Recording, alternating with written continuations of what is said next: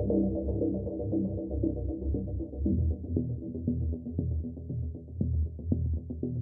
रोहिणी आचार्य चुनाव नहीं लड़ पाएंगी? क्या रोहिणी आचार्य का नामांकन रद्द हो जाएगा? नमस्कार, मैं श्वेता और आप देख रहे हैं न्यूज फॉर्नेशन।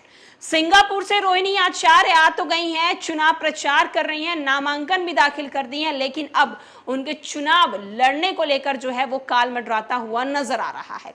दरअसल रोहिणी आचार्य को टिकट उनके ही पिता की पार्टी राजद ने दी है। रोहिणी सारण लोकसभा सीट से चुनाव लड़ रही हैं, चुनाव प्रचार कर रही हैं, लेकिन अब जो खबर निकलकर सामने आई है वो कहीं ना कहीं लालू परिवार को झटका देने वाला खबर बताया जा रहा है। दरअसल आपको बताते चले कि लालू यादव की बेटी रोहिणी आचार्य का नॉमिनेशन जो है वो मुश्किल में फंस गया है।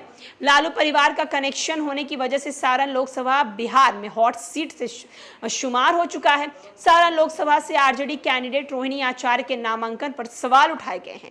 भारतीय जनता पार्टी के लीगल सेल के प्रदेश संयोजक एसडी संजय कई चीजों को पॉइंट आउट किए हैं।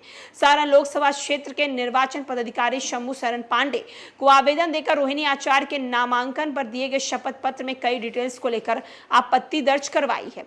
पटना हाई कोर्ट के सीनियर वकील और भाजपा लीगल सेल के प्रदेश संयोजक एसडी संजय ने मीडिया को बताया कि रोहिणी आचार्य के नामांकन पत्र के दौरान दिए गए अपने शपथ पत्र के कई तथ्यों को छिपाने की कोशिश की गई है।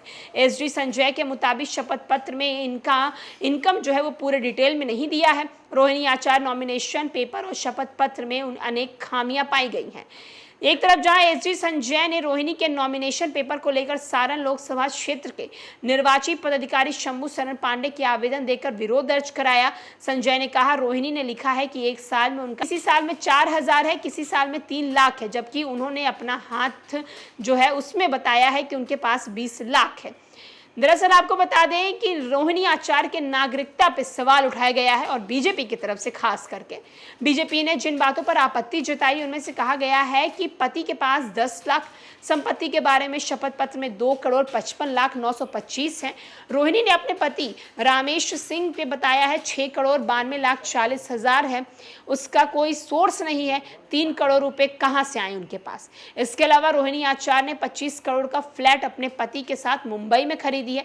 बीजेपी के मुताबिक उन्होंने ये दर्ज नहीं किया है कि आज के दिन भारतीय हो या सिंगापुर की नागरिक हो, नॉन डिस्ट्रिक्ट इंडियन हो चुकी हैं। ये अंकित नहीं किया गया है कि ये सब आपत्ति जो है वो सही है। इस दौरान बीजेपी ने दर्ज कराया है और 29 अप्रैल को रोहिणी आचार्य ने अपना नामांकन सारण लोकसभा सीट से दाखिल किया था। तो आप देख सकते हैं कि लालू यादव जिस बेटी को लेकर चुनाव प्रचार कर रहे थे, जनता के बीच जा रहे थे, जनता भर भर के प्यार लुटा रही थी, उनके नॉमिनेशन को लेकर अब मुश्किलें बढ़ गई हैं।